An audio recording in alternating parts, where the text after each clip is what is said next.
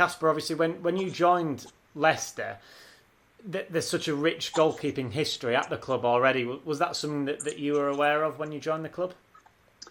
100%. I mean, as if I didn't know enough from my own knowledge, and Tim Flowers, having him as a coach for many years at Man City, he talked a lot about Leicester. So Leicester was something I knew a lot about, and obviously I know with yourself, Peter, with Gordon Banks, I knew the history of that. And also when you come into the training ground, one of the first pictures in there is a picture of Peter and Gordon. So if you were in doubt beforehand, of what position, well, what this position means at a club like Leicester, it's one of the first things you see. And my goalkeeper coach for Denmark, record holder back in Denmark for most appearances in the league with 816. He was mesmerised by this picture when he saw it, and he wanted his picture taken with this picture. And so I think very much Leicester has been lucky in having a great goalkeeping position, I think. Very nice. Yeah, I think. Well, hopefully, I think once you get a standard, the club tends to always try and look at that position and try and make sure that they've got somebody strong. I mean, obviously, when I started out, at the age of 10, I was training at Leicester on the car park outside Filbert Street a couple of nights a week. And obviously I saw they had a great team in those days, one of the best Leicester teams, that we've ever had. And I obviously used to watch Gordon train, but I was training with a coach called George Dewis, and he actually trained Gary Lineker quite a bit, and Gary told me George was brilliant as a coach because he was actually a centre forward. He says, but he always used to keep it very simple. He used to, just say to Gary, look, keep it low, keep your eye on the ball, make sure you hit the target, and try and wait for the keeper to move, especially on 1-against-1s. And just basic things. Now with me, catch the ball at the highest point. I was like a little rubber ball. I was getting up and down. He improved me physically as well, because if the ball went past me, I'd have to run and fetch it and bring it back and still keep training. So as a youngster, and then we did little weights and stuff, not heavy weights, but they built me up physically as well. And of course, once I joined Leicester as 15, I remember I actually signed for Leicester as a 15-year-old, an apprentice.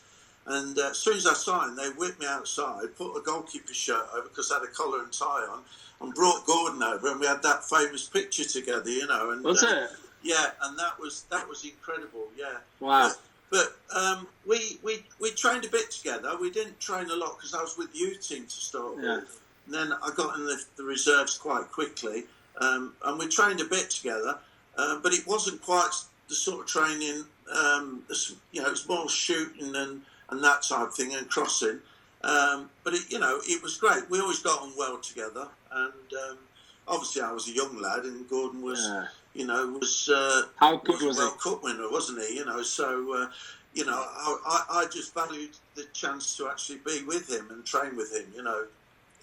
But my big chance came actually when I was an apprentice, and Gordon was away playing for England, and I made my debut at 16 against Everton, and we won 3-0, and I played another about 3 or 4 games before I was 17 when I signed professional, and I did well. I played for England schoolboys, and there was a few clubs sniffing, and of course, this situation arose.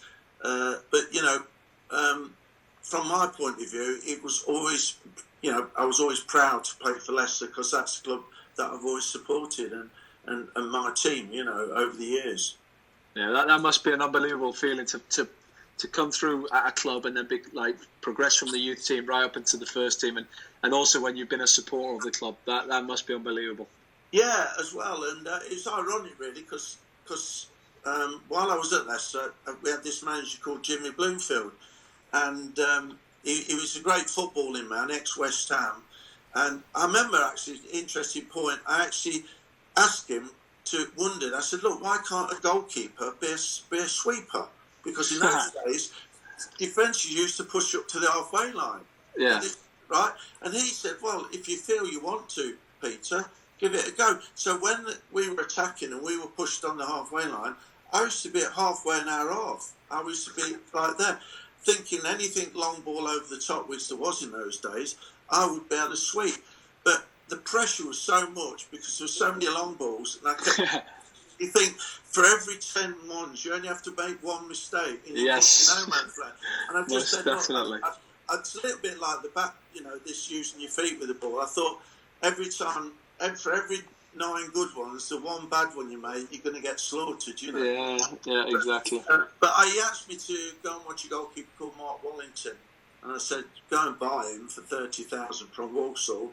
And me and Wally trained for 18 months, a little bit like Gordon and myself, and then he was ready for the first team. Obviously played 10 years at Leicester. Wally, terrific goalkeeper, and I moved to Stoke. Although a lot of people thought I took over from Gordon at Stoke, he'd already retired for 18 months, and I took over from a goalkeeper called John Farmer. But it was quite ironic that I actually went to Stoke. Yeah. The same club as Gordon. That is very coincidental. Yeah, it was. Yeah, but I often like to think that Gordon had a bit of something to do with them paying quite a big fee in those days, But it was great also that Leicester had got Mark as a great replacement. But they sent you to watch him. Sorry. They sent you to watch your successor. They said to me, I'll never forget it. That's incredible. Bristol Rovers, and Jimmy Bloomfield said, I don't want anybody to know we're not putting you in the main stand. We've got your ticket in this. I want you to put a hat on, a scarf, and I want you to go and tell me what you think of him. And they lost 2-1 Walsall, and Wally was a little bit. He was a big lad anyway, but he was slightly overweight. I felt. He had a blinder that night, positional play and all that, and reflexes, you name it. And I went back and I said, how much do they want for him? They said 30,000. I said, just buy him, and he did. And but Wally was great because he was, I was quite intense. I was concentration when I was training. I wasn't serious. I'd have a laugh and a giggle. But Wally just was so funny at times. He'd come out with, just a one-liner that we'd all just have to wait. They're so important, those people for squads, and particularly in when you're working in small groups of goalkeepers, that having someone who can release the tension or just say something funny is such an important thing. Yeah. I mean, we've got a great team at the moment. I mean, honestly, every single day is a joy to train with the lads. With Wardy and Eldin and all the young boys.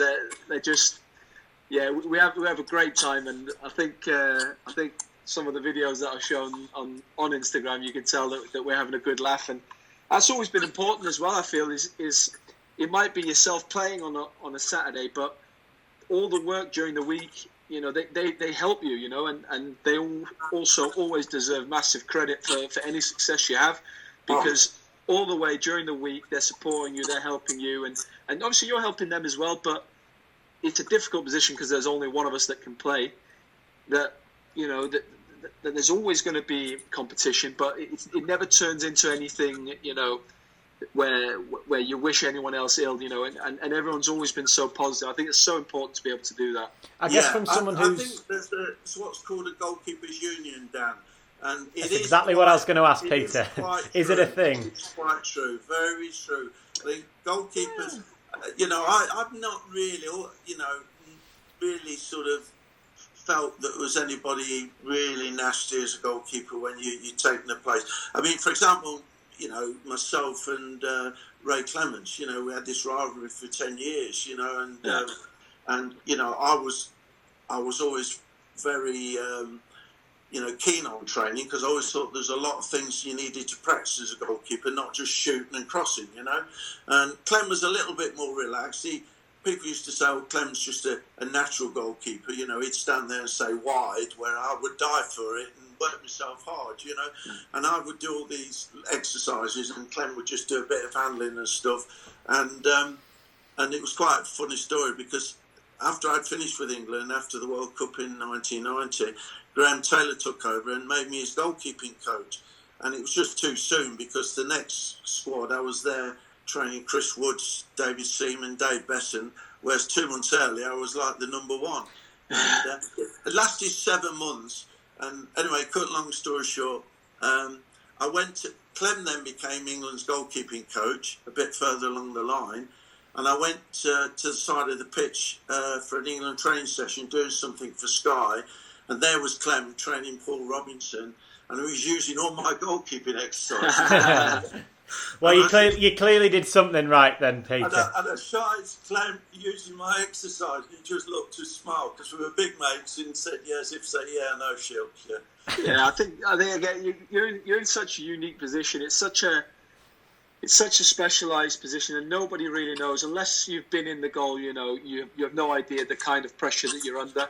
So you have such a respect for your colleagues, and they have the respect is mutual, and they know that it's important that you get along. And a lot of my really good friends have been my so-called rivals over the years, and but we just have a unique insight and perspective into what each other is going through and into each other's lives and how we're feeling in every moment. You know exactly how your mate is feeling when he makes a great save, or if he does one thing or doesn't make a mistake. You know exactly how they're feeling, and unless, like I say, unless you've stood in the goal yourself, you just don't know.